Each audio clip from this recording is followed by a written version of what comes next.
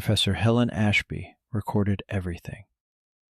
17 years in the Thornwood College music department, and she filled nearly 200 hours of tape, lectures, student recitals, her own research notes on acoustic phenomena in sacred spaces. The recording stopped on October 3, 1974. Her office remained locked from the inside, her coffee still warm, the final reel still turning. What that tape captured in those last 47 seconds has never been explained. The sound, if it can be called that, defies notation.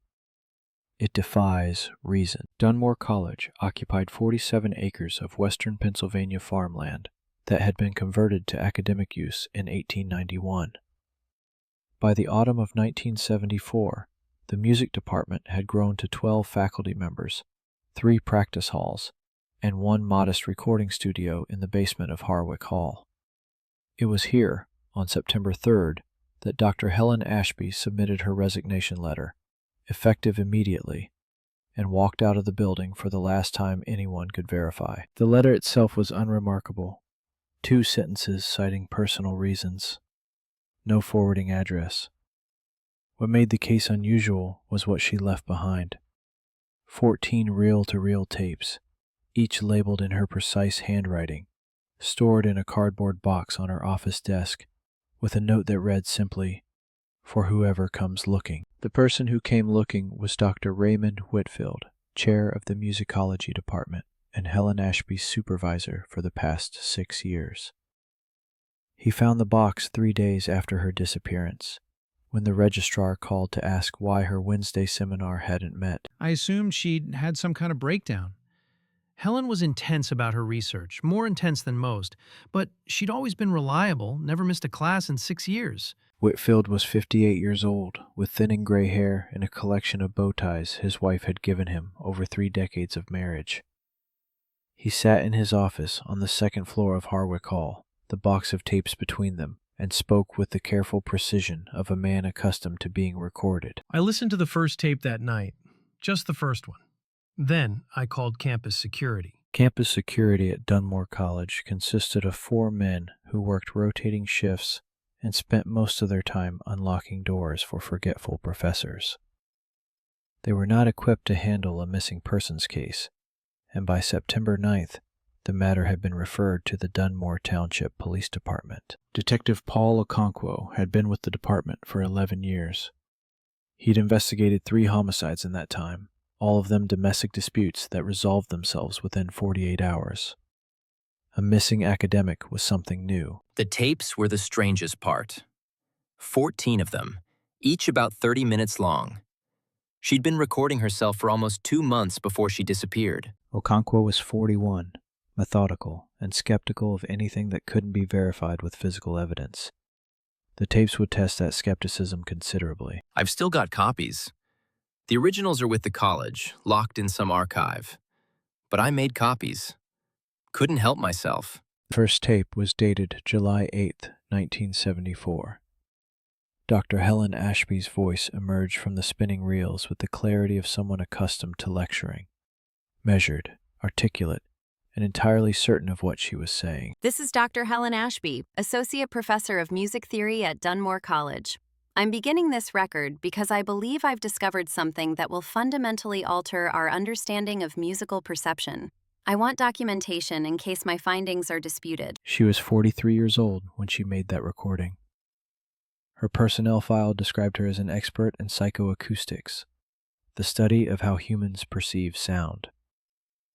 She had published 12 papers in peer-reviewed journals and was considered a rising authority in her field. 3 weeks ago, while analyzing spectrograms of Baroque compositions, I noticed an anomaly in a 1952 recording of Bach's Goldberg variations. There's a frequency present that shouldn't exist.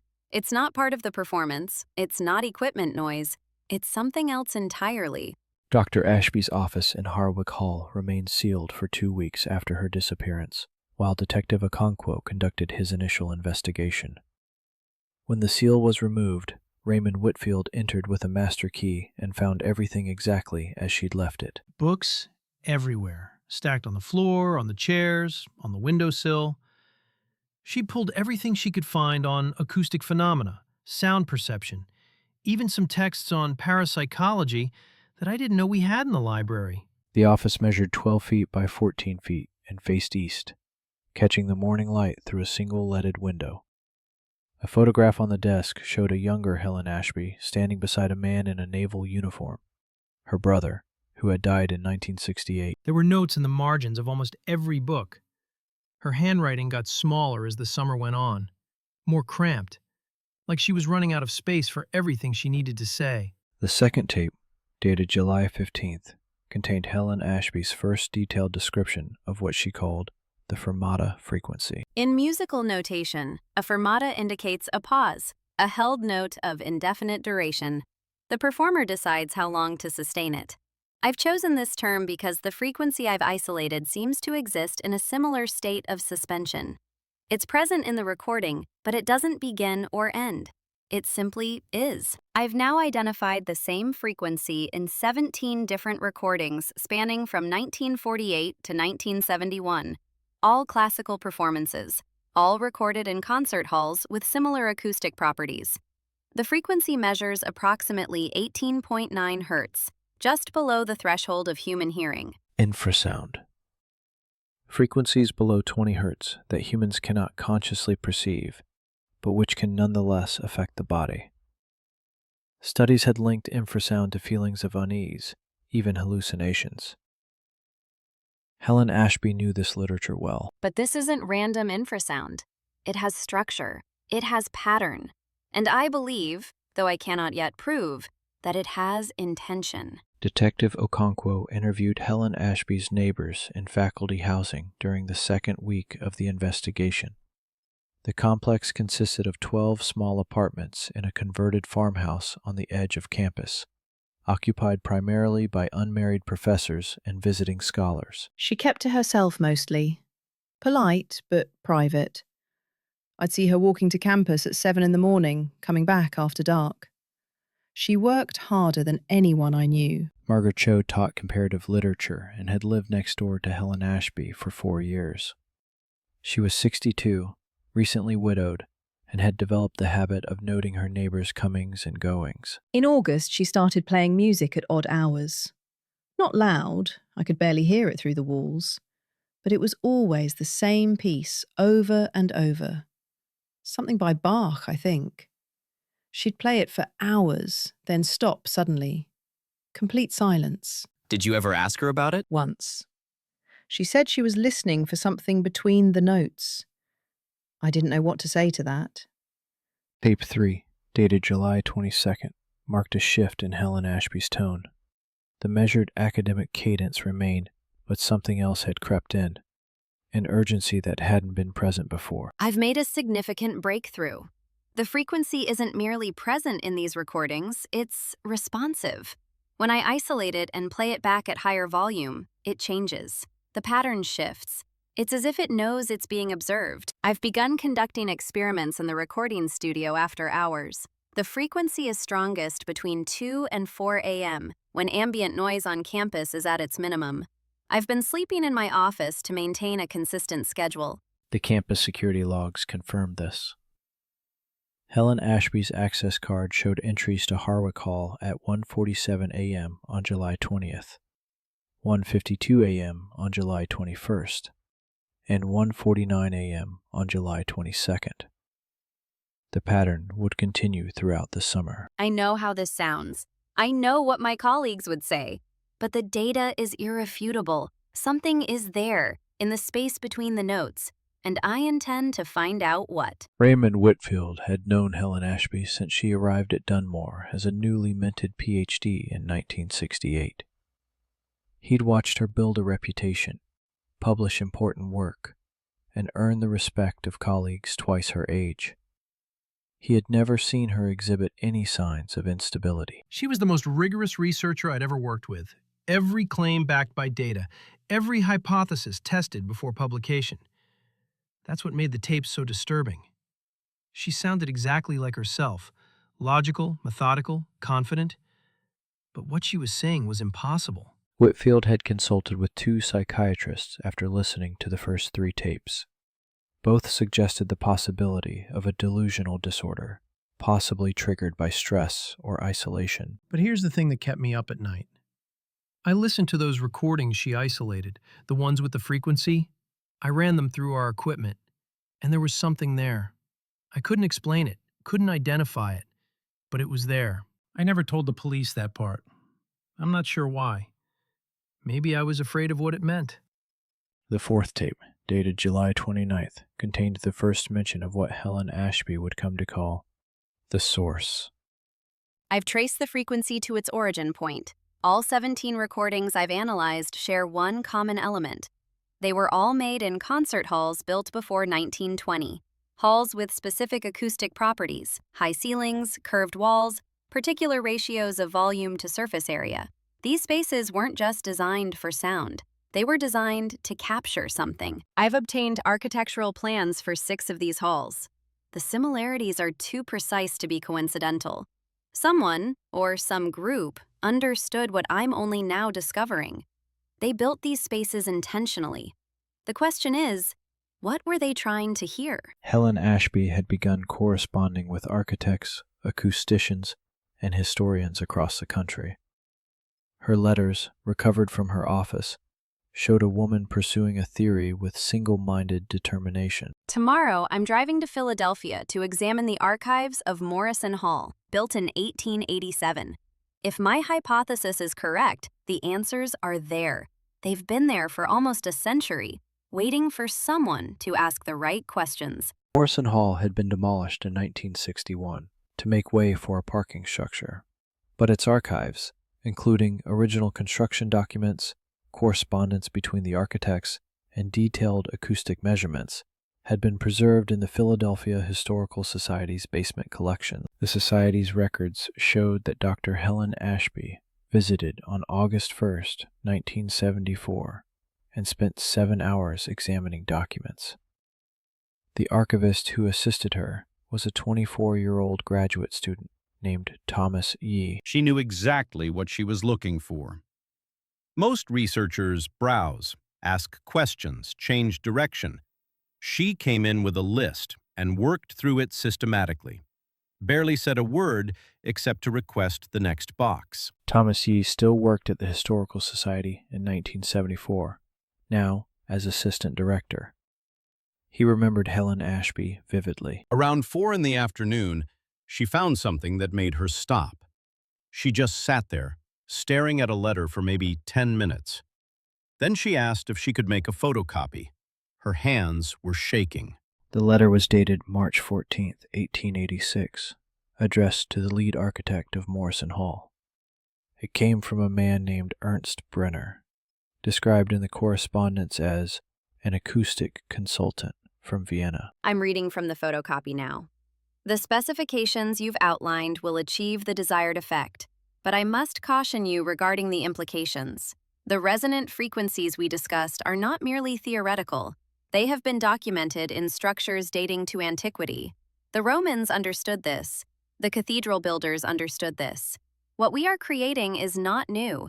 It is a rediscovery. This was from tape 5, recorded on August 3rd, 2 days after Helen Ashby's visit to Philadelphia. The letter continues. The space between sounds is not empty. It is inhabited, whether by what the ancients called spirits or what modern science might term residual energy, I cannot say. But the halls we build are not merely vessels for music. They are doorways, and some doorways, once opened, cannot be closed. I've read this letter 40 times. I believe every word. Detective Okonkwo traced Helen Ashby's movements through August 1974, using credit card receipts, witness interviews, and the access logs at Harwick Hall. The picture that emerged was of a woman whose life had narrowed to a single obsession. She stopped attending faculty meetings in early August, stopped returning phone calls. Her mail piled up in her campus box. The only thing she did consistently was work. In her office, in the recording studio, in the archives of every concert hall within driving distance. Between August 1st and August 31st, Helen Ashby visited 7 different historical archives across Pennsylvania and New York. She accumulated over 2,000 pages of documents, all related to concert hall acoustics. Her bank records showed she withdrew $300 in cash on August 15th. Large amount for someone on an academic salary. We never figured out what she spent it on. The thing that bothered me most? She was careful, methodical. Whatever she was doing, she believed in it completely. That's harder to dismiss than you might think. Tape 6, dated August 10th, documented Helen Ashby's first attempt to reproduce the Fermata frequency artificially. I've constructed a tone generator capable of producing frequencies between 15 and 25 hertz. The equipment is crude but functional. Tonight, I'll begin a series of experiments in the Harwick Hall recording studio, which has acoustic properties similar to the concert halls I've been studying. My hypothesis is as follows. If the frequency I've identified is responsive to observation, it may also be responsive to invitation. By generating a similar frequency in an appropriate space, I may be able to establish contact. The word contact appeared for the first time in tape 6. It would appear with increasing frequency in the recordings that followed. I'm aware that I'm crossing a line. This is no longer pure research. It's active engagement with something I don't fully understand. But I've come too far to stop. The questions demand answers, and the answers are waiting. I can feel them, just beyond the threshold of perception. Campus security officer Walter Broom worked the overnight shift at Dunmore College from 1969 to 1982. He was the one who regularly saw Helen Ashby entering Harwick Hall in the early morning hours. She'd wave when she passed the security desk, always polite. "Good evening, Walter." That was it. Never explained what she was doing, never seemed to think it was unusual. Broom was 57 years old, a former factory worker who'd taken the security job after a back injury ended his career on the assembly line. He'd seen plenty of eccentric academics in his years at Dunmore. Around mid-August, I started noticing something. When she was in that building late at night, the lights would flicker. Not the whole building, just the basement where the recording studio was. I mentioned it to maintenance, but they never found anything wrong. One night, I walked down there to check on her. The door was closed, and I could hear this sound. Not music, not talking, just this low hum that made my teeth ache. I knocked, but she didn't answer. I left. Didn't check on her again after that. Tape 7, dated August 14th, contained the first recorded instance of what Helen Ashby described as reciprocal communication. Something happened last night that I cannot explain through conventional means. At approximately 2:30 a.m., while generating the 18.9 Hz frequency, I observed a response. The equipment registered a secondary frequency, not generated by my apparatus, that precisely mirrored the pattern I was producing, but inverted. I stopped the generator. The secondary frequency continued for approximately 7 seconds before fading. This was not an echo.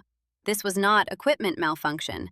Something heard what I was producing and answered. The tape continued for another 20 minutes as Helen Ashby detailed her observations, cross-referenced her equipment readings, and attempted to replicate the phenomenon. She succeeded twice more that night. I am no longer researching a passive phenomenon. I am engaged in dialogue. The implications of this are staggering, and I confess I'm not certain how to proceed. But I know one thing with absolute certainty. I am not alone in that room when I work. I never have been. Raymond Whitfield learned about Helen Ashby's late-night experiments from a graduate student who'd tried to book the recording studio for a project and found it perpetually reserved. I confronted her on August 18th, asked what she was doing down there every night. She looked at me like I was a stranger, someone she'd never met before. Whitfield paused on his account, reaching for his pipe before remembering he'd quit smoking 3 years earlier. She said, "Raymond, I've found it. The thing I've spent my entire career looking for without knowing it existed. And now that I've found it, I can't turn away." I asked her what she meant. She said she'd explain everything when she had proof. Proof that couldn't be dismissed. I should have done something then. Called the dean, insisted she take leave. But she was so calm, so certain, And part of me, the part that remembered why I became a scholar in the first place, wanted to know what she'd found. Wanted her to be right. Whitfield would not see Helen Ashby again until September 1st, 2 days before she disappeared. Tape 8, dated August 19th, marked a turning point. For the first time, Helen Ashby's voice carried something other than academic certainty. It carried fear. I need to document what happened last night, though I'm not certain I can describe it accurately. The communication has progressed beyond simple frequency response. Something is trying to come through. At approximately 3 a.m., while the generator was running, the room temperature dropped significantly. My breath was visible. The oscilloscope displayed a pattern I'd never seen before. Not a frequency, but something more complex. A shape. It looked almost like... I don't know how to say this scientifically. It looked like a face. The tape captured a long pause. When Helen Ashby spoke again, her voice had steadied. I've been researching infrasounds effects on human perception. Feelings of dread, visual disturbances, even hallucinations.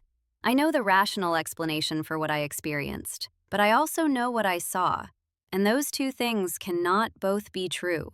Tape 9, dated August 22nd, contained Helen Ashby's first attempt to record the phenomenon directly. I'm going to leave this tape running throughout tonight's session. Whatever happens, I want documentation. If something goes wrong, if I'm unable to continue this work, there needs to be a record. The tape ran for 47 minutes. For the first 30, nothing unusual occurred. Helen Ashby narrated her actions, noted her equipment readings, and described the room's temperature and conditions. It's 2:47 a.m. Temperature has dropped 3 degrees in the last 5 minutes. The oscilloscope is showing the preliminary pattern I've come to associate with contact. At the 32-minute mark, the audio quality degraded significantly. Static overwhelmed Helen Ashby's voice. But beneath the static, something else was audible, a sound that acoustic experts would later describe as impossible to classify. It lasted for 11 seconds. It's here. It's... The morning of August 23rd, campus maintenance received a complaint about a burning smell coming from the Harwick Hall basement. They found Helen Ashby asleep on the floor of the recording studio, surrounded by equipment that had been running all night. I thought she was dead at first. She was just lying there, not moving. Then, she opened her eyes and looked at me like she didn't know where she was. James Kowalski had worked maintenance at Dunmore for 15 years. He'd never seen anything like what he found that morning. Half the equipment was fried, burned out completely. The smell was coming from the oscilloscope. The screen was cracked, and there was smoke coming out the back. But here's the strange part. The tape recorder was still running, still had power. Everything else was dead, but that machine was still going. She asked me what day it was. When I told her, she started crying. Said she'd lost 8 hours. Couldn't remember anything after midnight. I offered to call someone, but she said no. Just walked out of the building. Didn't even take her bag. Tape 10, dated August 25th, was recorded in Helen Ashby's apartment rather than the studio. Her voice had changed, quieter, more deliberate, as if each word cost her something. I've been trying to reconstruct what happened 2 nights ago. The tape from that session is damaged. Most of the audio is unrecoverable. But I remember fragments, impressions. The frequency opened something. Not a door, that's too concrete. More like a membrane. Something thin and permeable that separates what we perceive from what exists beyond perception. And something came through. Helen Ashby paused for nearly a minute before continuing. I don't know how to describe what I experienced. It wasn't visual, wasn't auditory in any conventional sense. It was like being remembered by something vast and patient. Something that has been waiting in the spaces between sounds since the first human being struck 2 stones together and created music. I should stop. I know I should stop. But I've seen what's on the other side of the membrane, and I can't pretend I haven't. Detective Okonkwo obtained Helen Ashby's medical records as part of his investigation. She had visited the campus health center on August 24th, the day after the incident in the recording studio. The doctor noted symptoms of exhaustion, mild dehydration, and what he called dissociative episodes. He recommended she take a week off and consider speaking with a counselor. She declined both suggestions. The health center records also included a handwritten note from the attending physician, Dr. Samuel Webb. I've been practicing medicine for 30 years. I know what stress looks like, what breakdown looks like. Dr. Ashby wasn't experiencing either. She was experiencing something else. Something I couldn't diagnose because I'd never seen it before. What do you mean? She wasn't confused or delusional. She was elsewhere. Like part of her was still in that room, experiencing whatever happened there. I asked her what she remembered, and she said, "Everything. I remember everything. That's the problem." Tape 11, dated August 28th, contained Helen Ashby's most detailed description of what she believed she had contacted. I've been researching the concept of acoustic archaeology, the idea that sound can leave permanent impressions in physical spaces. Concert halls, churches, ancient amphitheaters, places where the same sounds have been produced for centuries. What I've encountered isn't a ghost in the conventional sense. It isn't the spirit of a dead person. It's something more fundamental, a form of consciousness that exists in sound itself, or rather in the spaces between sounds. The fermata, the held breath before the next note. Helen Ashby's theory, as documented across tapes 6 through 11, proposed that human music had inadvertently created a habitat for something non-human, something that fed on resonance, on pattern, on the mathematical structures underlying harmony. The concert halls weren't designed to attract these entities. They were designed to contain them, to give them a place to exist that wouldn't interfere with the human world. But I've been calling to them, inviting them into spaces they were never meant to occupy. On August 30th, Helen Ashby returned to the Harwick Hall recording studio for the first time since the incident. Campus security logs showed her entering the building at 11:47 p.m. She looked different, smaller somehow, like she'd lost weight in a week. She waved at me, same as always, but her eyes, they didn't quite focus on me, like she was looking at something just behind my shoulder. Walter Broom was the only witness to Helen Ashby's final nights of experimentation. He would later describe the experience to Detective Okonkwo in a formal interview. That night, the lights didn't just flicker, they went out completely. The whole basement, pitch black, for maybe 30 seconds. When they came back on, I went down to check the breaker box. Everything was fine. No tripped circuits, no blown fuses. Just darkness, then light again. I didn't knock on the studio door this time. I could hear that sound again, that hum that made my teeth ache. But there was something else underneath it, something that sounded almost like voices. Lots of voices, all talking at once, just below the threshold of understanding. Tape 12, dated August 31st, was the last recording Helen Ashby made in the Harwick Hall studio. It ran for 2 hours and 17 minutes, though much of the audio was corrupted by interference. I've made a decision. The membrane I mentioned, it's thinning. Every time I generate the frequency, every time I establish contact, it becomes more permeable. Whatever exists on the other side is pressing against it, trying to come through fully. I have two choices. I can stop now, destroy my equipment, and hope the membrane heals itself, or I can go further. Open it completely. See what's really there. The tape captured the sound of Helen Ashby activating her equipment. The hum intensified, joined by other sounds. Crackling, what might have been wind, and beneath it all, that chorus of almost voices. They're not malevolent. I understand that now. They're simply different. They exist according to rules we can't comprehend, and they've been watching us since we first learned to sing, waiting for someone to notice them. The corrupted portion of tape 12 lasted for 43 minutes. Audio analysis conducted after Helen Ashby's disappearance identified fragments of her voice, equipment sounds, and an unidentified audio element that defied classification. The FBI's audio forensics lab couldn't explain it.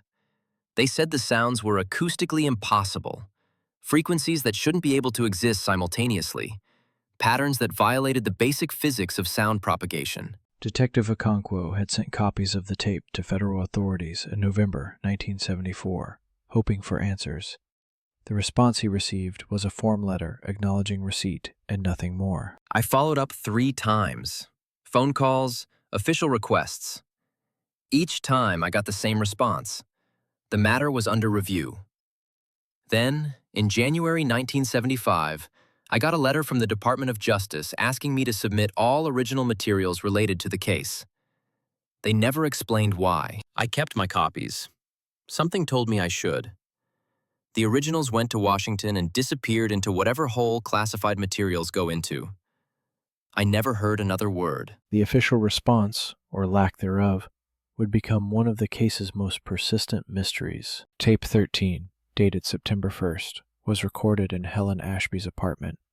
Her voice was barely recognizable, hoarse, exhausted, but strangely calm. I've been awake for 52 hours. I can't sleep. Every time I close my eyes, I see the membrane. It's torn now. Not completely, but enough. They're starting to come through. I can hear them everywhere. In the refrigerator's hum, in the water pipes, in the silence between my heartbeats. They're not speaking to me. They don't communicate that way. They're simply present, observing, waiting to see what I'll do next. Helen Ashby's final days at Dunmore College were marked by increasing isolation. She canceled her remaining appointments, stopped checking her mail, and was seen only briefly, walking across campus in the early morning hours. Raymond came to see me yesterday. He's worried. They're all worried. But I can't explain it to them. There's no vocabulary for what I've experienced. No framework that would make sense to anyone who hasn't heard what I've heard. I've made a decision, but I need one more day to prepare. On September 2nd, 1974, Helen Ashby spent her final full day at Dunmore College. Security logs showed her entering Harwick Hall at 7:14 a.m. and leaving at 6:32 p.m. During those 11 hours, she cleaned out her office. She came to see me around noon, returned a book I'd lent her years ago, a first edition of Helmholtz's On the Sensations of Tone. Said she wanted to make sure I got it back. Raymond Whitfield's account of this final meeting was given to Detective Okonkwo on September 8th, 5 days after Helen Ashby's disappearance. I asked her if she was all right. She smiled, the first time I'd seen her smile in weeks, and said, "I've found what I was looking for, Raymond. That's more than most people can say." Then she thanked me for 6 good years and walked out. I should have stopped her, should have called someone, done something, but she seemed so peaceful, so certain. I told myself she was just going on sabbatical, that she'd be back in a semester or two with a book's worth of research. Raymond Whitfield never saw Helen Ashby again. The 14th and final tape was dated September 3rd, 1974, the day Helen Ashby disappeared. It was found in the cardboard box on her desk, separated from the others by a handwritten note that read, "Listen to this one last." This is my final recording. By the time anyone hears this, I will be gone. Not dead, I want to be clear about that. I have no intention of harming myself. But I will no longer be here, in the sense that here has any meaning. I've spent the last 2 months documenting my research as thoroughly as I could. The preceding 13 tapes contain everything I've learned about the Fermata frequency, the membrane between perceptual states, and the entities that exist in the spaces between sounds. I leave them for whoever comes looking, whoever has the curiosity and the courage to continue this work. Helen Ashby's voice on the final tape was steady and clear, all traces of exhaustion gone. I've been invited to cross the membrane, to join them in the space where sound becomes something more than vibration. I've accepted. Helen Ashby's car was found on September 5th, parked at a scenic overlook in the Allegheny National Forest, approximately 90 miles from Dunmore. The keys were in the ignition. Her purse was on the passenger seat. There were no signs of struggle. We searched the area for 3 days. Dogs, helicopters, volunteers from 3 counties.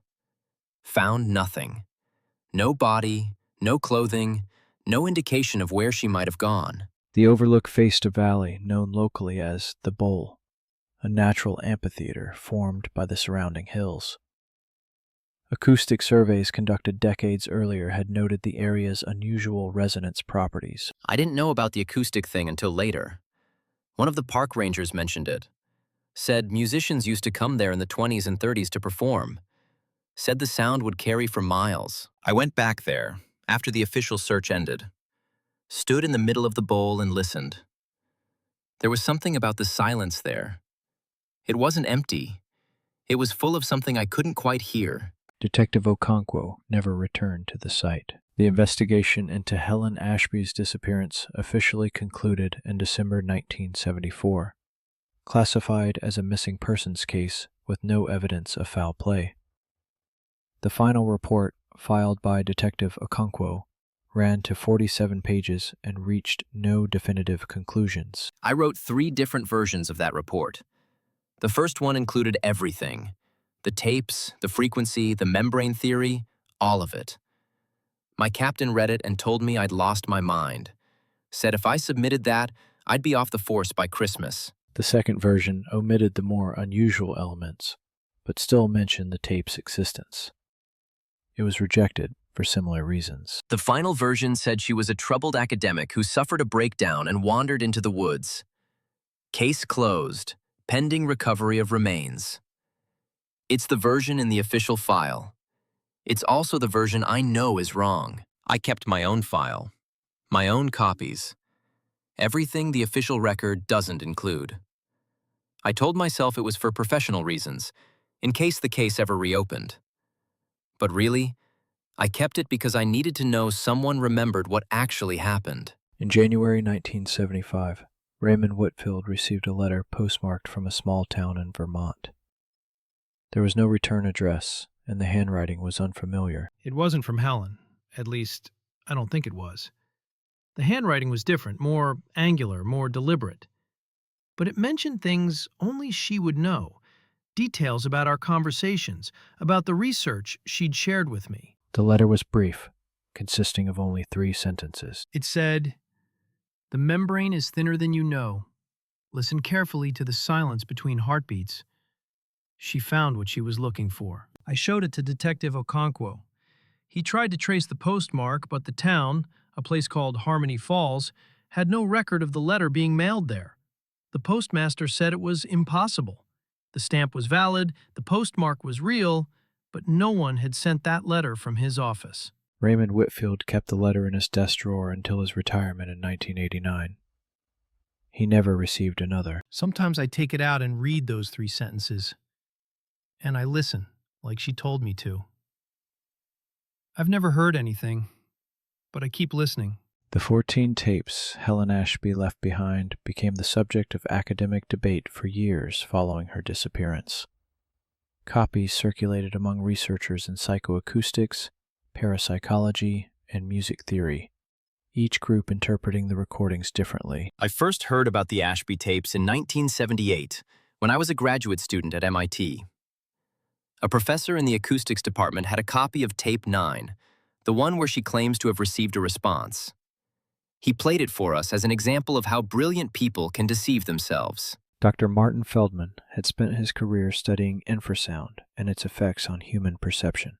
He'd analyzed the Ashby tapes more thoroughly than perhaps anyone else. The thing is, he was right to be skeptical.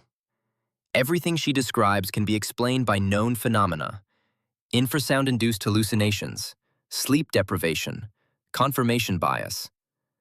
But when you actually listen to those tapes, there's something there. Something the explanations don't quite cover. I've spent 40 years trying to identify that something. I've never succeeded.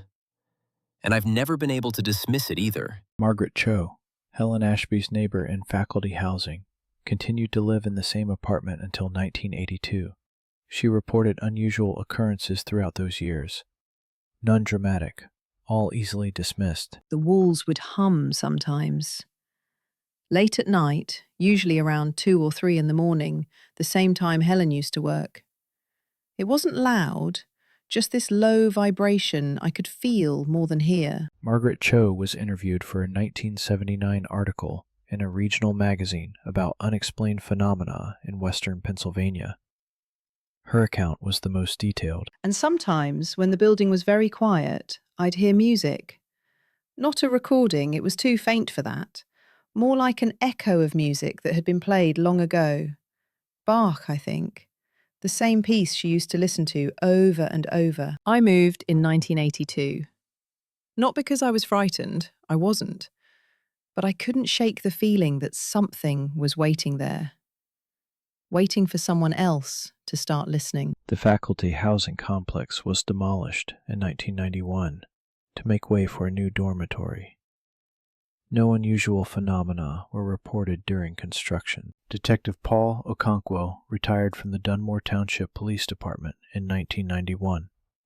He'd worked hundreds of cases in his career, but the Ashby disappearance remained the one he couldn't let go. Every few years, I'd pull out my file and go through it again, looking for something I'd missed, some detail that would make everything make sense. Okonkwo was 72 years old when he gave his final interview about the case, sitting in the living room of his home outside Pittsburgh. I've thought about it every possible way. She had a breakdown and wandered into the forest. She staged her own disappearance and started a new life somewhere. She was killed by someone who covered their tracks perfectly. But none of those explanations account for the tapes. None of them explain what I heard when I listened to those recordings in 1974. Something was there. Something real. And Helen Ashby found it. Paul Okonkwo died in 2003. His personal file on the case was donated to the Dunmore Historical Society, where it remains accessible to researchers. I stopped believing in easy answers a long time ago. Some mysteries aren't meant to be solved. They're meant to be witnessed. In 2004, a graduate student at Dunmore College discovered the original 14 tapes in the basement archive of Harwick Hall. They had been misfiled decades earlier and forgotten. I was researching the history of electronic music education for my dissertation. The tapes were in a box labeled Equipment Manuals 1970 to 1979. Someone had clearly put them there by mistake. Anna Chin was 26 years old, the same age Catherine Reyes had been when she worked under Helen Ashby's supervision. She had never heard of the case. I listened to the first tape out of curiosity. By the time I finished the 14th, I couldn't sleep. I spent the next 3 months researching everything I could find about Helen Ashby. The strangest thing? When I played the 9th tape, the one with the supposed response, I heard something the previous researchers hadn't mentioned. A voice. Very faint, almost inaudible, but definitely a voice. Anna Chin published a paper on her findings in 2006. It was dismissed by most academics as wishful thinking. But I know what I heard, and I've been listening ever since. The natural amphitheater known as the Bowl in the Allegheny National Forest became an unofficial pilgrimage site for those who learned about the Ashby case. Visitors would stand in the center and listen, hoping to hear what Helen Ashby had heard. We get maybe a dozen people a year who come specifically because of that story. They read about it online, or they heard it from someone who heard it from someone else. They stand there for hours sometimes, just listening. Park Ranger Ellen Morrison had worked the region since 1998. She'd heard every version of the story. Most of them leave disappointed. They expect something dramatic. Voices, music, a cold spot. But the bowl doesn't work that way. It's subtle.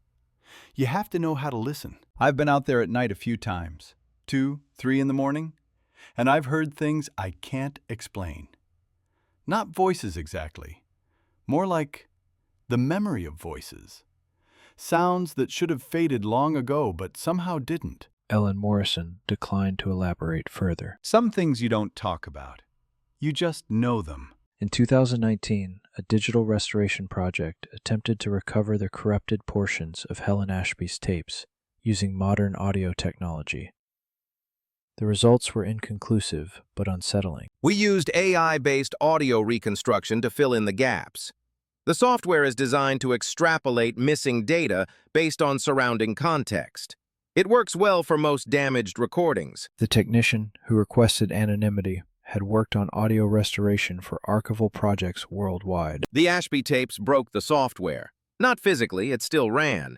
But the reconstructions it generated didn't make sense.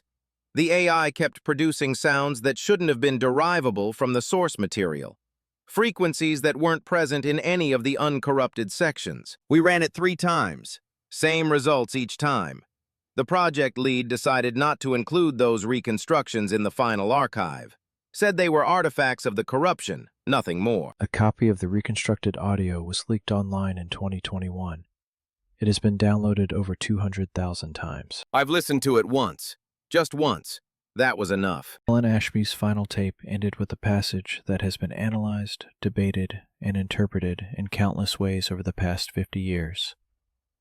Her voice was calm, almost serene, as she spoke her last recorded words. I want whoever finds these tapes to understand something. I'm not a victim. I'm not lost or confused or broken.